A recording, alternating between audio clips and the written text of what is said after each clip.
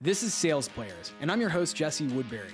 I've spent my career selling for early stage companies, and now I'm on a mission to help reps and operators find tips, strategies, and resources for generating more pipeline, closing more deals, and building wealth in tech sales. To learn more, visit salesplayers.co. Hello, everyone. It's Jesse here, and before we get into the topic of today's episode, a couple quick announcements for you. The first one is actually a book recommendation. So a while back, I had Vince Beese on the show. Vince is actually a friend of mine. He was my former sales leader. I worked really closely with him on several large deals that I did a few years back. And he's been a mentor of mine now for the last several years. And when he came on the show, he talked about his framework for red zone selling. And now his book, Red Zone Selling, is officially live and available on Amazon. I'm going to put a link down in the show notes so you can pick up your own copy of it.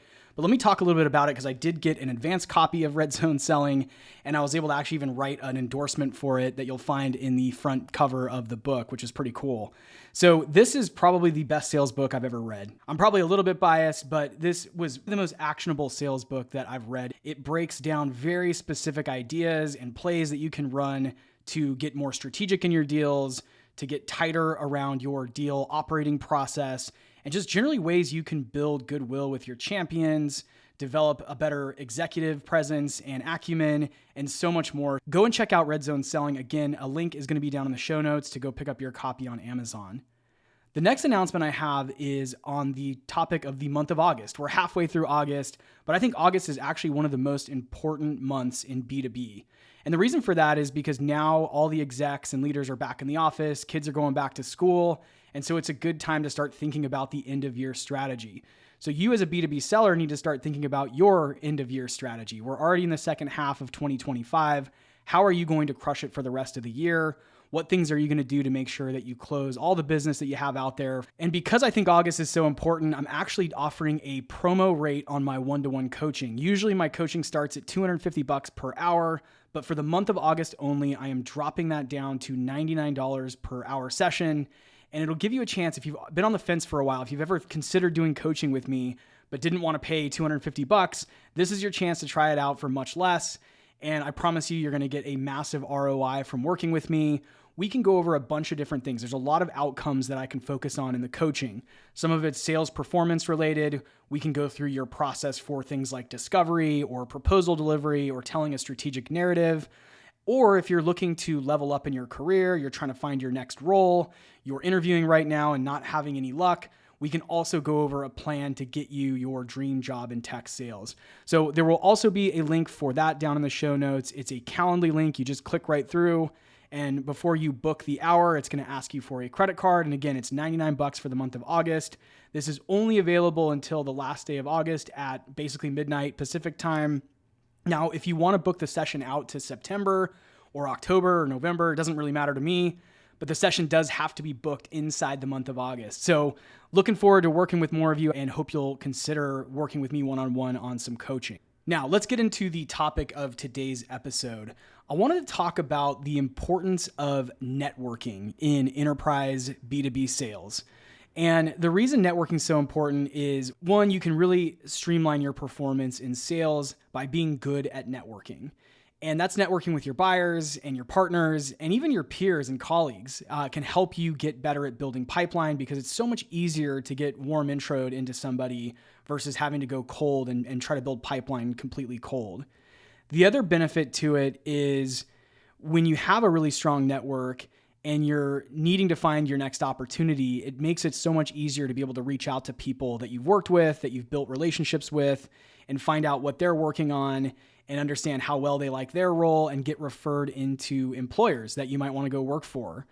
And then generally speaking, if your goal is ultimately to transition out of tech sales into doing something entrepreneurial or like a solopreneurship type thing, it's really good to have a network full of people that reach out to you, that think of you as an expert in something, because if you ever want to be a consultant or a coach or a content creator or a business owner, it's a really good idea to build a strong network.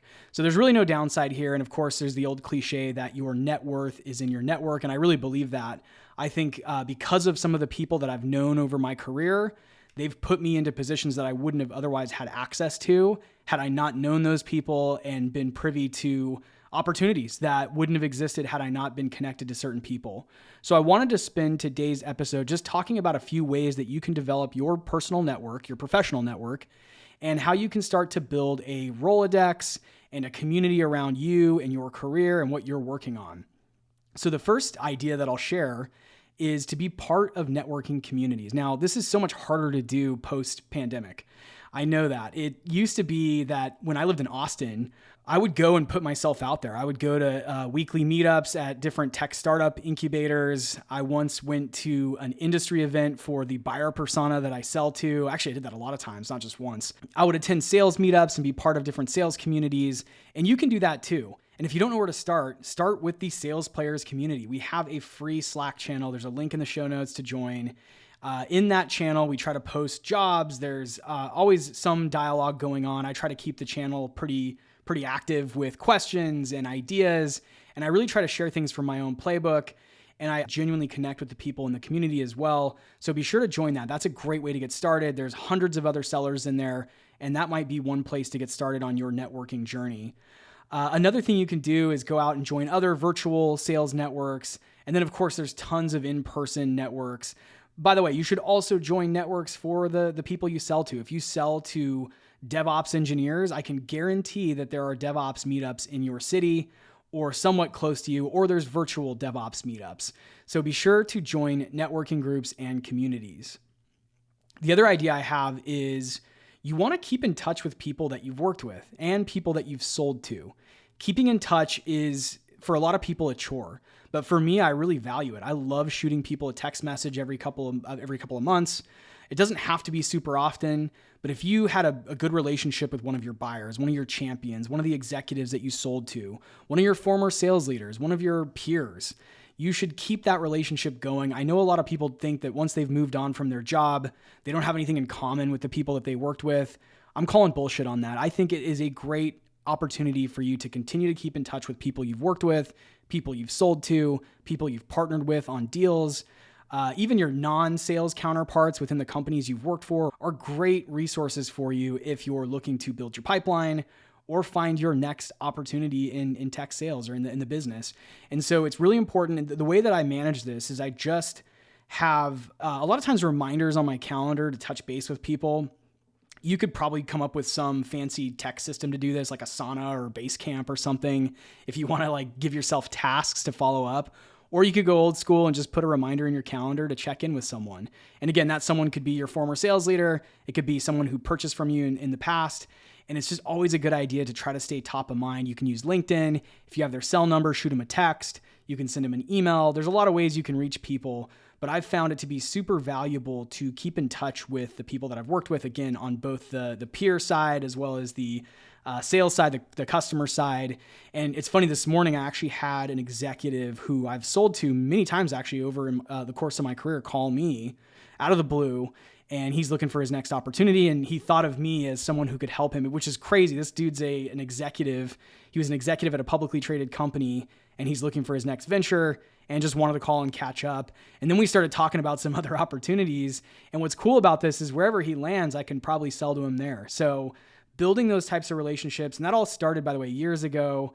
I don't even remember how I got his cell number, but at some point in a deal cycle, I asked him for his cell number. Then we started texting, and now we're on a peer-to-peer level, which is pretty cool. So get out there and make sure that you're networking with people in the industry, people in your buying category, and people in the niche that you sell into. The next idea is to attend trade shows as often as possible. This one's a little bit harder, and I know that it's very competitive, most likely in your role, who gets to go to the industry events that the company sponsors. And I've been very fortunate over the course of my career, but I've also always been the guy that raised his hand and said, please send me to Las Vegas or Austin or Chicago or New York for XYZ event, because I love getting in person and shaking hands and developing a real connection with the people that I sell to. And I have closed so much business just from being in person with people and getting on site or being at a trade show and building a real connection with my buyers. So whenever possible, always raise your hand, put your name out there for rep that wants to go to the trade show or to the industry event. And if the company's sponsoring it, even better, you can go stand at the booth and meet and shake hands with people. It's really a powerful way to build connection with people. And that comes in really handy when you have a new role or you've got a big quota to hit and you want to just reach out to someone that you've had a real personal connection with. It's going to be a fast track way to build pipeline and get results really quickly. My next suggestion is to find out where people that you want to get to know live or where they are. Maybe not where they live specifically, like their house, but where do they hang out? Are they on a social network somewhere? Do they have a private Slack channel? Do they meet up somewhere at a specific coffee shop that you can make your way to? Maybe, depending on where you are. And I know when I lived in Austin, there was a coffee shop in West Austin that was known for having a lot of venture capitalists and tech leaders who would frequent there and order their coffee every morning. And I made a point to make it out to that coffee shop a few times. Once I was invited actually by a mentor of mine, and it gave me access to a lot of networks that I, again, wouldn't have had access to otherwise. So think about and do some research on where people that you want to connect with are. And maybe you're aspiring to do something else outside of tech sales. Maybe you're aspiring to be an entrepreneur, and perhaps there's a local business community in your town or your city where you can go and meet other business owners and network that way. That's another great way to build relationships and connect with people that might want your services or might be able to buy your SaaS, right? So that is a very powerful way to get connected with more networks, with more professionals, and really build out your personal and professional Rolodex. All right, and the last thing I'll share is to engage with people on social media. I know there's influencers and thought leaders out there on the different social media platforms that I've made a point to reach out and connect. Sometimes that's in the form of me giving them feedback or sharing what I liked about their last post or their last newsletter or whatever that is.